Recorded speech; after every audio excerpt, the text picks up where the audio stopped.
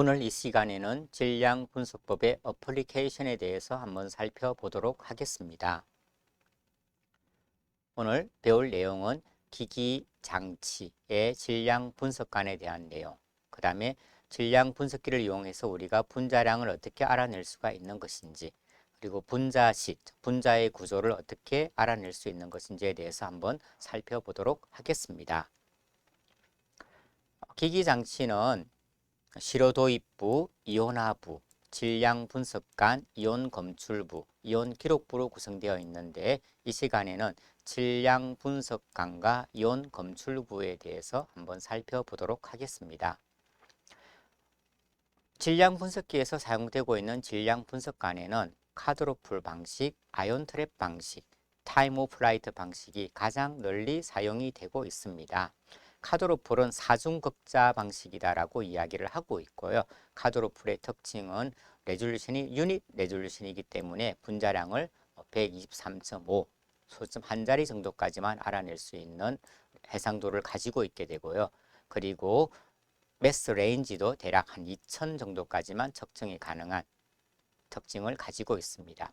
아이온 트랩의 경우에도 역시 유닛 레졸루션 또는 좀 더 높은 고해상도 레졸루션이 가능하다라고 이야기를 하고 있지만 역시 분자량의 범위는 대략적으로 2000 정도까지 분석이 가능한 것으로 알려지고 있습니다. 이에 비해서 타임 오브 플라이트, 비행 시간 검출기의 경우에는 아주 고해상도로 그 질량을 정확하게 알아낼 수가 있는데요. 대략적으로 123.4567 소수 네째 자리까지 그 정확하게 MOVG 값을 알아낼 수 있다고 합니다. 이때 타임 오브 플라이트의 경우 보통 매스 에러가 10ppm 이내의 아주 좋은 정밀도를 가지고 있습니다. 또한 매스 레인지가 제한되지 않는다라는 아주 높은 분자량까지 측정이 가능한 것이 타임 오브 플라이트 검출기의 질량 분석관의 특징이 되겠습니다. 우선 가장 널리 사용되고 있는 사중극자 질량 분석관 카드로플에 대해서 설명을 드리도록 하겠습니다. 사중극자 이와 같이 그림에서 보시는 바와 같이 폴이 하나, 둘, 세 개, 네 개가 있고요. 그래서 폴 두 개에는 DC 볼티지가 가해지고 또 나머지 두 개에는 RF 파워가 가해지게 됩니다. 그렇게 해서 RF분의 DC 볼티지 레이시오 값에 따라서 실제 이 안에 들어가는 다양한 이온들의 MOVG 값이 서로 분리가 되는, 분석이 되는 원리를 가진 것이 사중극자 타입의 질량 분석관이 되겠습니다. 즉, 이 사중극자 타입의 질량 분석관에 네 가지 이온이 들어간다라고 한번 가정을 해봅시다. 들어가게 되면은 이 DC 오브 RF 파워의 레이시오 값을 우리가 스캔을 해주게 되면은 그 스캔에 따라서 자기가한테 맞는 이온만 이렇게 통과를 시켜주게 되고 하나, 두 개, 세 개, 네 가지 이온이 스캔에 의해서 통과를 하게 되면은 최종적으로 검출기에서 검출이 되어서 이와 같은 질량 스펙트럼이 얻어지게 되는 거죠. 이것이 사중극자 타입의 질량 분석관이 되겠습니다. 실제 사중극자 타입의 질량 분석관의 경우에는 이렇게 매스를 스캔 모드에서 사용할 수도 있고 또는 싱글 매스만 선택을 해서 싱글 매스만 안으로 넣어주는 방식으로도 사용할 수가 있는데 스캔 모드에서 사용을 하게 되면 이와 같이 총 4가지 이온이 있게 되면은 실제 최종적으로 4가지 이온에 대한 매스 스펙트럼이 얻어지게 되겠죠. 그와 별개로 싱글 매스 트랜스미션 모드를 사용하게 되면 우리가 이 4가지 이온 중에서 분석하고자 하는 이온만 질량 분석관이 통과하게끔 이렇게 DC하고 RF 볼티지를 조절할 수가 있습니다. 그렇게 하게 되면은 저희 분석하고자 하는 이온만 검출기에 도달하게 되고 그렇기 때문에 아주 선택적으로 검출이 가능하기 때문에 정량 분석을 할 때 우리가 이 모드에서 주로 분석을 진행을 하고 있습니다. 두 번째로 아이온 트랩 방식의 질량 분석관, 아이온 트랩에 대해서 살펴보도록 하겠습니다. 그 원리는 사실은 컷드로플 방식하고 유사하다고 볼 수가 있어요. 역시 아이온 트랩의 경우에도 RF 파워하고 DC 볼티지를 조절을 해서 MOVG 값을 우리가 분리를 하고 있는데요. 실제 이와 같은 트랩에다가 이온들을 트랩을 해놓는다라고 해서 우리가 아이온 트랩이다라고 이야기를 합니다. 이 트랩에다가 RF하고 DC 볼티지를 적당하게 조절하게 되면 우리가 원하는 이온들을 하나씩 트랩에서 빼낼 수가 있어요. 그렇게 빼낸 이온들을 우리가 디텍터에서 검출을 하게 되면은 M 오브 G 값을 알아낼 수가 있겠죠. 이와 같은 방식이 아이온 트랩 방식의 질량 분석관이 되겠습니다. 그리고 세 번째로는 직교 자기장 타입의 질량 분석관, 마그네틱 섹터 방식의 질량 분석관이 있습니다. 이 마그네틱 섹터 방식의 질량 분석관은 이온을 자기장과 전기장에 두고서 자기장이나 전기장을 변화시키면서 이렇게 M 오브 G 값을 알아내는 방식이 되겠는데요. 이때 M 오브 G는 그 이온의 곡률 반경 R에 비례하기 때문에 그 R 값을 측정함으로 인해 가지고서 M 오브 G 값을 알아내는 질량 분석관이 마그네틱 섹터 방식의 질량 분석관이 되겠습니다. 한번 이를 이론적으로 한번 계산을 해보도록 하겠습니다. 실제 생성된 이온이 이와 같은 직교 자기장하게 놓이게 되면은 운동 에너지를 가지게 되겠죠. 그래서 이온이 가지고 있는 운동 에너지는 아마 2분의 1 mv 제곱이 될 것이고 그 운동 에너지의 세기는 가해준 그 전기장의 세기에 비례하게 될 것입니다. 그래서 EV가 되겠죠. 이로부터 V 제곱은 m분의 2EV라고 하는 하나의 식을 얻을 수가 있습니다.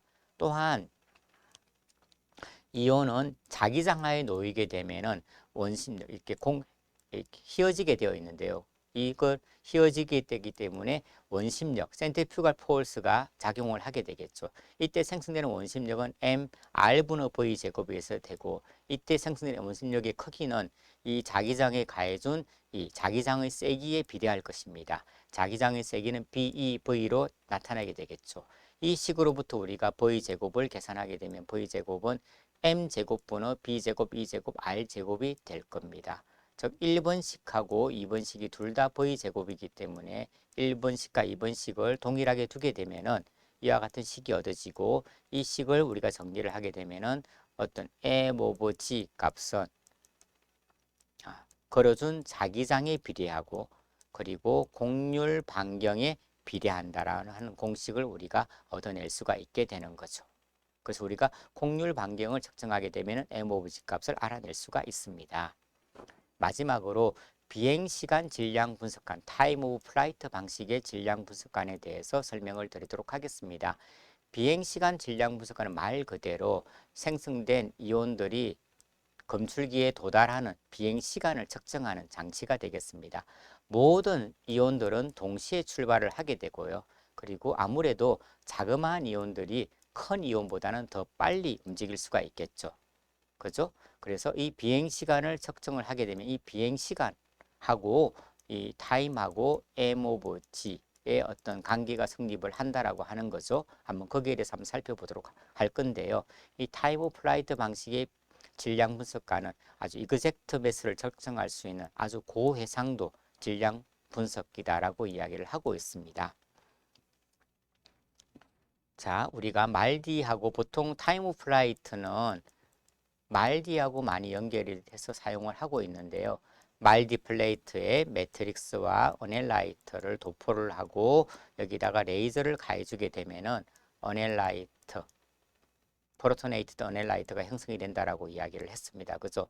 이때 형성된 이온은 세 가지 이온이 형성됐다고 생각을 하게 되면은 아무래도 자그마한 이온들이 더 빨리 도착하게 될 것이고 큰 이온은 나중에 도착하게 되겠죠. 즉 비행 시간이 큰 이온의 비행 시간이 훨씬 더 크게 될 겁니다. 즉 비행 시간과 M 오브 G는 서로 비례하는 관계에 있게 되는 거죠. 그래서 우리가 비행 시간을 측정하게 되면은 그 이온의 M 오브 G 값을 알아낼 수가 있게 되는 것입니다. 한번 식을 살펴보게 되면은요. 그 이온이 가지고 있는 운동 에너지는 2분의 1 mv 제곱이 되겠죠. 그 가해준 전압의 세기는 EV가 일렉트론 볼트가 될 것입니다. 이 식을 정리하게 되면 우리는 M 오브 G라고 하는 것은 결론적으로 비행 시간에 비례하는구나 알 수가 있게 되고요. 그리고 이 타임 플라이트 질량 분석관의 길이에는 반비례하는구나 라는 것을 우리가 알아낼 수 있게 됩니다. 자, 질량 분석기에서 사용되고 있는 검출기는 크게 두 가지로 나누어 볼 수가 있는데요. 일렉트론 멀티플라이어 검출기, EMT라고 하는 검출기가 있고요. 일렉트론 멀티플라이어 튜브가 되겠죠. 그리고 PMT라고 하는 포토 멀티플라이어 튜브, 포토 멀티플라이어 튜브를 가진 검출기, 이 두 가지로 나누어 볼 수가 있습니다. EMT는 우리가 이 EMT에 도착한 한 가지 이온으로부터 하나의 이온으로부터 약 10의 6승계의 전자가 생성되게끔 만들어져 있어요. 그죠? 그러니까 아주 이 신호를 아마 정폭하는 장치가 결국은 검출기다라고 볼 수가 있겠죠. 수명은 보통 1 내지 2년이라고 이야기를 하고 있고 질량 분석기에서 가장 널리 사용되고 있는 검출기라고 볼 수가 있습니다. 그런데 입사하는 이온에 대해서 이쪽 부위가 계속 오염이 발생하게 되겠죠. 오염이 발생하게 되고 그렇기 때문에 수명이 좀 짧은 PMT에 비해 짧은 단점이 있습니다.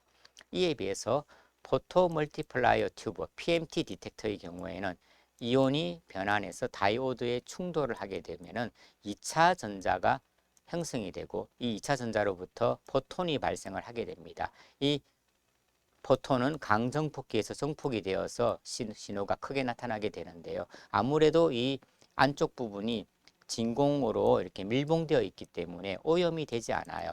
이 유리관 바깥쪽은 세척이 가능하기 때문에 세척이 되고 안쪽은 오염이 되지 않겠죠. 그래서 수명이 긴 장점이 있는 것이 포토 멀티플라이어 디텍터가 되겠습니다.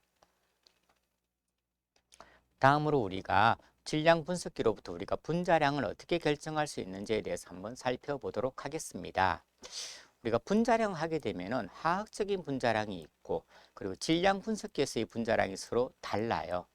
우리가 화학적 원자량이라고 하면은 주어진 원소에 대한 모든 동위 원소의 질량 평균 값이 화학적 원자량이 되겠고 이 화학적 원자량의 합이 화학적 분자량이 되겠습니다. 예를 들어서 한번 메탄 가스를 예를 들어서 생각해 봅시다. 메탄 가스의 화학적 분자량은 메탄은 탄소가 하나 있습니다. 탄소는 원래 탄소 12하고 탄소 13이 자연계에 존재하고 있는데 탄소 12가 대략 한 99% 정도가 탄소 13이 1% 정도가 존재하고 있어요. 이거의 평균 질량값을 내게 되면 12.0111이 됩니다. 이거 더하기 그리고 수소 원자의 평균 질량값 1.0079인데 4개가 있으면 곱하기 4가 되겠죠. 이걸 하게 되면 16.0427이 화학적 분자량이 됩니다. 메탄가스에. 하지만 질량 분석기에서는 분자량이 서로 M 피크하고 M 플러스 1 피크가 서로 나뉘어서 관찰이 된다라고 하는 거죠. M 피크라고 하는 것은 C12로 구성이 되고 그리고 프로톤은 1H로 되어 있을 때 M 피크가 되겠죠. 12.0000 1.0078인데 4개가 되니까 16.0312라는 피크가 하나 관찰이 되고요. 그 다음 M 플러스 1 피크도 관찰이 됩니다. C12가 아니라 C13으로 되어 있으면 13.0034가 되겠죠. 그리고 1.07 곱하기 4기 17.0346이라는 M 플러스 1 피크도 관찰이 되는데 이걸 우리가 동위원소 피크라고 이야기를 합니다. 그런데 이 동위원소는 자연계에 존재하는 비율이 C13 같은 경우는 1%밖에 되지 않기 때문에 M과 M 플러스 1의 존재 비율은 100대 1.17이 된다고 합니다. C13의 존재 비율이 1.11이 되고요. 그리고 듀트리움의 자연계 존재 비율이 0.01인데 4개가 있으니까 곱하기 4를 했게 되면 전체적으로 1.17%를 갖게 된다고 하는 거죠. 그래서 질량 분석기에서는 이와 같이 화학적 분자량으로 나타나지 않고 서로 M 피크와 M 플러스 1 피크가 서로 나뉘어서 관찰되는 것이 아주 큰 특징이라고 할 수가 있습니다. 다시 화학적 분자량을 예를 들게 되면 화학적 분자량이라고 하는 것은 모든 동위원소 피크의 weighted average 값으로 나오는 것이 화학적 분자량이 되겠죠. weighted average라고 하면은 C12는 99% 존재하고 C13는 1%가 존재하는데 이거를 다 고려를 해서 계산한 평균 값이다라고 생각을 하면 됩니다. 즉, 이 정도가 이 값이 화학적 분자량에 해당된다라고 한다라면은 질량 분석기의 분자량은 질량 분석기는 이와 같이 피크가 하나, 두 개, 세 개, 네 개, 다섯 개, 여섯 개 모든 동위원소 피크가 다 분리돼서 관찰이 되게 되어 있습니다. 그 중에 가장 왼쪽에 나타나는 피크를 우리는 모노 아이소토픽 매스라고 이야기를 해요. 모노 아이소토픽 매스라고 하면은 각각의 엘리멘트의 가장 어번던트한 동위 원소의 그 질량 값에서 계산된 분자량이 모노 아이소토픽 매스다라고 이야기를 할 수가 있습니다. 예를 들어서 C12로 되겠죠. 옆에 있는 거는 C13이 하나 있는 경우 C13이 두 개가 있게 되면은 N 플러스 2가 되겠죠. C13이 세 개가 있게 되면 N 플러스 3 피크가 관찰될 수 있을 거예요. 이와 같은 것들인데 가장 어번던트한 동위원소로부터 계산된 질량값이 모노 아이소토픽 매스다라고 이야기를 할 수가 있습니다. 자, 우리가 분자 이온 피크라고 하면은 몰레큘러 아이온 피크는 질량 스펙트럼에서 가장 높은 질량의 이온이 몰레큘러 아이온 피크가 되는데요. 이때 동위원소 피크는 제외가 된다라고 합니다. 예를 들어서 아래쪽에 있는 질량 스펙트럼을 보게 되면 여기서 가장 높은 질량의 이온은 64가 되겠죠. 근데 64라고 하는 것은 C37의 동위원소로부터 나온 거예요. 실제 CL35가 가장 많잖아요. CL35를 하기는 62가 되겠죠. 그래서 동위원소 피크는 제외하기 때문에 62가 분자 이온 피크에 해당된다라고 이야기를 할 수가 있습니다. 일반적으로 자연계에 존재하는 염소 35와 염소 37의 미온은 대략적으로 3대 1 정도가 돼요. 그래서 실제 인텐시티도 62가 3이라고 한다면 64는 1 정도 나타나게 되는 거죠. 그 다음 브롬의 경우에는 79와 81의 존재 비율이 1대 1이라고 합니다. 그래서 실제적으로 브롬의 경우에는 두 피크의 높이가 거의 유사하게 관찰이 됩니다. 그죠? 자, 스펙트럼에서 가장 높은 질량의 이온이 분자 이온 피크이지만 역시 어덕터 이온 피크는 제외를 해야 된다라고 합니다. 아래쪽의 질량 스펙트럼을 보게 되면은 이 39라고 하는 것은 모 물질에 포타슘이 결합되는 포타슘 어덕터 형태가 되는 거죠. 그래서 이 물질이 분자 이온 피크가 아니라 제일 왼쪽에 있는 N 플러스 H가 프로토네이티드 몰레큘러 이온이라고 하는데요. 프로톤이 결합되어 있는 분자 이온이라고 하는 거죠. 이 피크가 분자 이온 피크에 해당된다라고 이야기를 할 수가 있습니다. 실제 LC 매스로 분석을 하게 되면은 다양한 어덕터 이온들이 많이 발견이 돼요. 이와 같은 포타슘 어덕터, 소듐 어덕터가 결합되게 되면은 MH보다는 22가 증가하게 되고요. 그리고 암모늄 어덕터가 생성되게 되면 MH보다는 17이 증가하게 됩니다. 포타슘 어덕터의 경우에는 39가 증가돼서 나타난다라고 합니다. 이와 같이 다양한 어덕터 이온이 LC매스에서는 관찰이 되고 있습니다. 자, 분자 이온 피커에 대해서 우리가 GC매스로 분석하는 경우 그리고 LC매스로 분석하는 경우 서로 다르게 나타날 수가 있습니다. GC매스는 주로 EI 방법을 사용하고 있고요. LC매스에서는 ESI 방법을 사용하고 있습니다. EI 방법을 사용하게 되면은 몰레큘러 라디칼 케타이온이 형성이 됩니다. 그죠? 그리고 ESI 방법을 사용하게 되면은 프로토네이티드 된 몰레큘러 이온 형태로 관찰이 되는 거죠.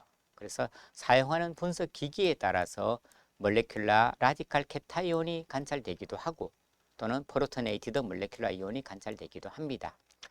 우리가 질량 스펙트럼을 해석할 때 나이트로젠 룰이라고 하는 것이 있습니다.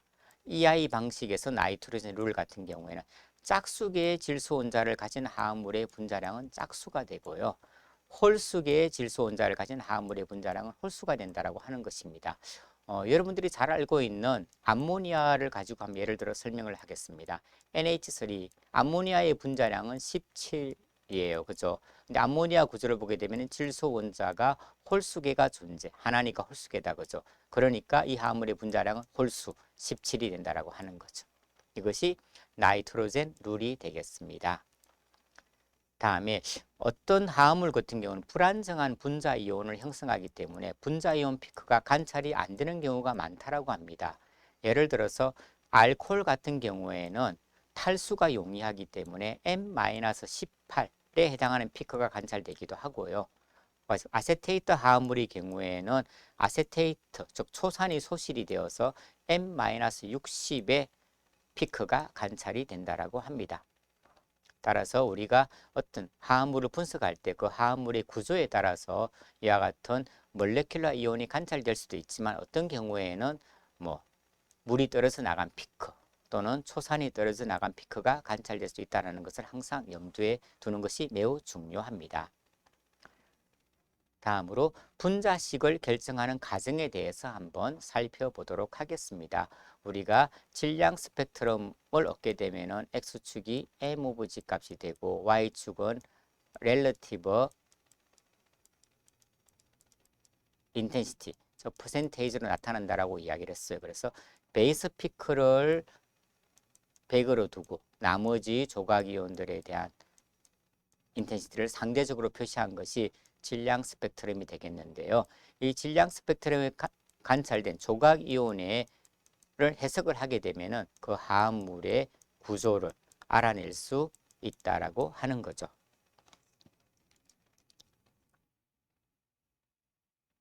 자, 정확한 우리가 질량을 결정하기 위해서는 고해상도 질량 분석기, 하이 레졸루션 매스를 사용하여야 합니다.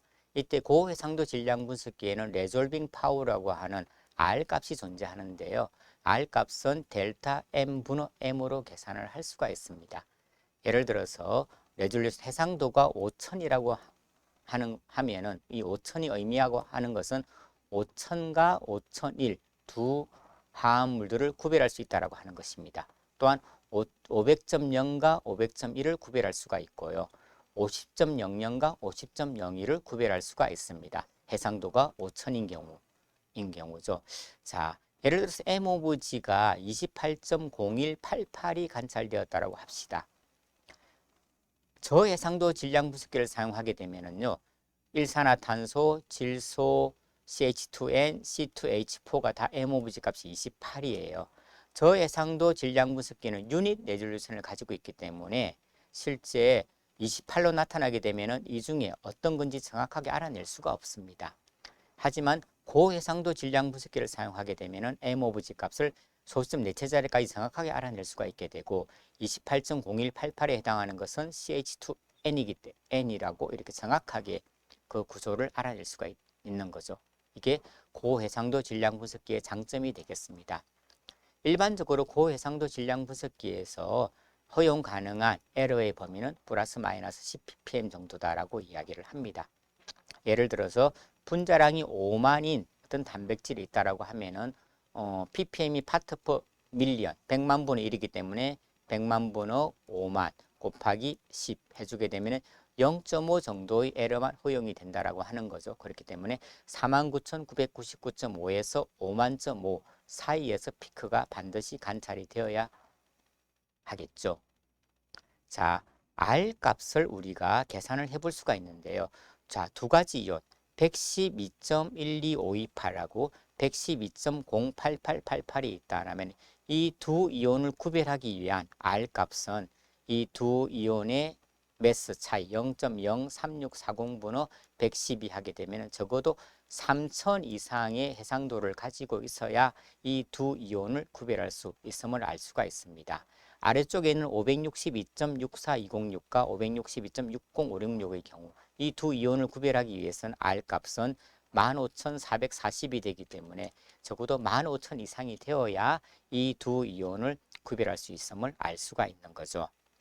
자, R 해상도의 정의는 이 델타 M 분의 M으로 우리가 계산을 할 수가 있습니다. 이 델타 M은 전체 어떤 피크의 중간 위치에서의 피크 폭기에 해당하는 값이 되겠습니다. 또는 델타 M은 측정하고자 하는 M 오브 G의 마지막 자리 수치로 할 수도 있어요. 그래서 5,000까지 측정하고자 한다면 R 값은 1분의 5,000에서 적어도 5,000 이상이 되어야 실제 5,000을 정확하게 알아낼 수가 있는 거죠. 만약에 내가 5,000.01까지 측정하고자 한다면 R 값은 0.01분의 5,000에서 적어도 해상도가 50만 이상이 되어야 우리는 5,000.01까지 그 화합물의 M of G값 또는 분자량을 정확하게 알아낼 수가 있습니다. 자, 아까 우리가 매스 에러가 상당히 중요하다라고 했는데요. 자, 매스 에러가 15ppm인 경우, 24ppm, 55ppm인 경우를 봅시다. 15ppm인 경우 해상도는 18,100이 되고 55ppm은 약 4,500이 나오게 되는데요. 그림에서 보시는 바와 같이 15ppm 에러인 경우에는 서로 피크가 완전히 분리가 되는 걸 볼 수가 있고, 해상도가 4,500인 경우에는 피크가 거의 두리뭉실하게 나오는 걸 볼 수가 있습니다. 이와 같이 우리가 해상도가 좋은 고해상도 분석 질량 분석기를 사용하게 되면은 이와 같이 피크가 정확하게 분리가 되기 때문에 그 화합물의 M of G 값 또는 분자량을 정확하게 예측을 할 수 있는 장점이 생기게 되는 거죠. 그래서 우리는 가능하면은 고해상도 질량 분석기를 이용해서 그 화합물의 구조를 분석하는 경우가 많게 됩니다. 자, 동위원소 비율에 대한 데이터도 얻을 수가 있습니다. 자, M 피크 M 플러스 1, M 플러스 2 피크의 상대적인 크기를 우리가 이론적으로 계산할 수가 있는데요. 에탄 분자를 예를 들어 봅시다. C2H6이기 때문에 M에 해당하는 것은 C 두 개가 C12가 2개, 그리고 프로톤이 6개 있는 경우가 되겠죠. 이때 분자량은 M 오브 G는 30이 됩니다. 이 값을 우리가 100으로 두게 되고요. M 플러스 1에 해당하는 것은 31이 되겠죠. 31이 되기 위해서는 탄소 2개 중에 하나가 C13 이거나 또는 수소 6개 중에 하나가 두트림 경우가 되겠죠. 자, 탄소 2개 중에 하나가 C13이 될 확률은 탄소 C13의 존재 비율 1.08 곱하기 탄소 2개 일을 하게 되면 2.16%가 만들어지고요.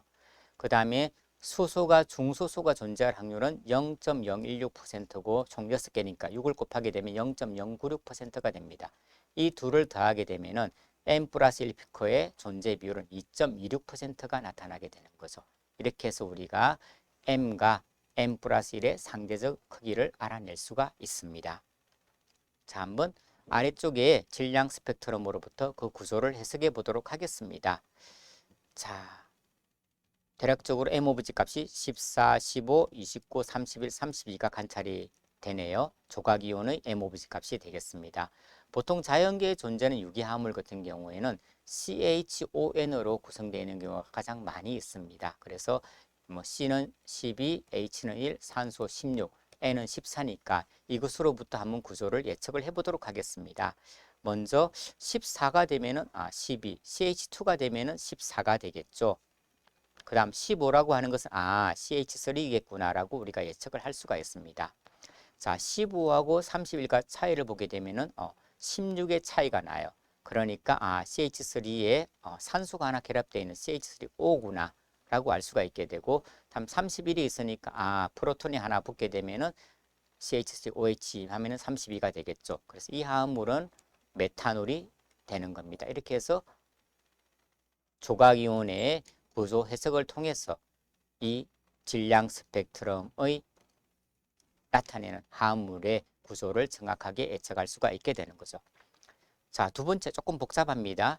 이것 같은 경우에는 뭐 26, 27, 62, 64 이와 같은 조각이온들이 관찰이 되네요. 역시 이와 같은 CHON으로 구성되어 있다고 생각을 하고 한번 질량 스펙트럼을 해석해 보도록 하겠습니다. 먼저 26이니까 26은 C2H2 하면 26이 돼요. 그럼 27은 아마 C2H3가 되겠죠. 27하고 62 차이를 보게 되면 35가 차이가 납니다.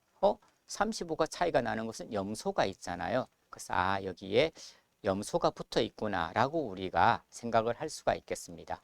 그 다음에 62, 64니까 2가 증가했으니까 여기에 수소가 2개 있네. 그럼 CH3, CH2Cl이구나 라고 그 구조를 예측할 수도 있습니다. 하지만 만약에 이러한 구조라고 한다면 이 부분이 떨어져 나갔을 때 29라는 이온이 형성이 되어야 돼요. 근데 29가 보이지 않으니까 이 구조는 아니구나 라고 볼 수가 있습니다.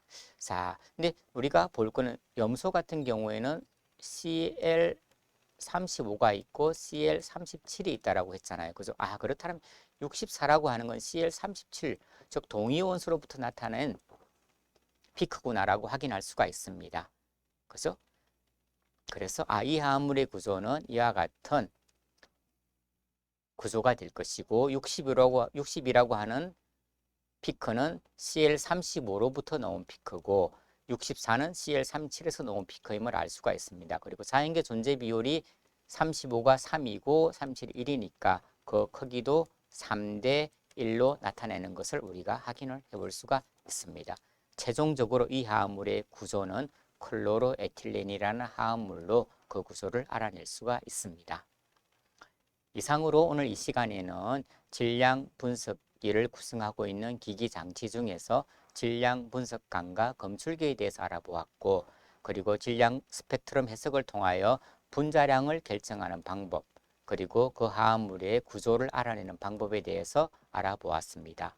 이상으로 오늘 수업을 마치도록 하겠습니다. 수고하셨습니다.